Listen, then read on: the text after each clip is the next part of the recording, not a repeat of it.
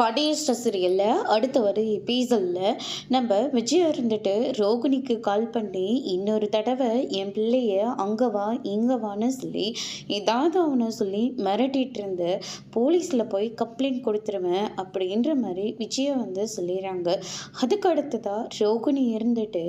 Aunty தாராளமாக போயிட்டு போலீஸில் கம்ப்ளைண்ட் பண்ணுங்க, என் புருஷன்கிட்ட இருந்து என்ன பிரிக்கிறதுக்காக முயற்சி பண்ணிக்கிட்டு இருக்காங்க, ஏதாவது ஒன்று சொல்லி மனோஜை மெட்டிக்கிட்டே இருக்காங்க, அதனால தான் மனோஜ் என்னை விட்டு போயிட்டாரு அப்படின்னு சொல்லிட்டு உங்கள் மேலே நான் கம்ப்ளைண்ட் கொடுக்குவேன், எப்போ பாரு என்னை வரதட்சணை கேட்டு கொடுமை பண்ணிக்கிட்டே இருந்தாங்க, கடைசியில் என்னால் கொடுக்க முடியலன்னு தெரிஞ்ச விடனே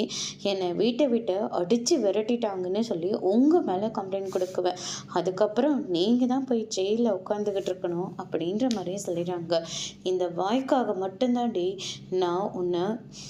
சும்மாவே விடமாட்டேன், எப்படியாவது நிரந்தரமாக என் பிள்ளைகிட்டே இருந்து உன்னை பிரித்து நடுத்தெருவில் நிப்பாட்ட தாண்டி போகிறேன் அப்படின்ற மாதிரி விஜயை வந்து சொல்லிடுறாங்க. உங்களால் முடிஞ்சதை பார்த்துக்கோங்க, நான் மனோஜை எதுக்காகவும் யாருக்காகவும் விட்டு கொடுக்கவே மாட்டேன், ஒன்று மனோஜ் ஏன் கூட சந்தோஷமாக வாழணும், அப்படி இல்லாட்டி உங்கள் சம்மதத்தோடு நாங்கள் 2 பேரும் சந்தோஷமாக வாழணும், ரெண்டுத்தில் ஏதாவது ஒன்று கூடிய சீக்கிரம் நடக்க தான் போகுது அப்படின்ற மாதிரி நம்ம ரோகிணி வந்து விஜய் கிட்ட சவால் விடுறாங்க. அதோடு இன்னைக்கான பிரம்ம முடிச்சிருக்காங்க. இந்த போட்டியில் நம்ம ரோகிணியா இல்லை விஜயா ஜெயிக்க போகிறாங்களா, என்ன மாதிரி ஒரு ட்விஸ்ட் வரப்போகுதுன்றதை வெயிட் பண்ணி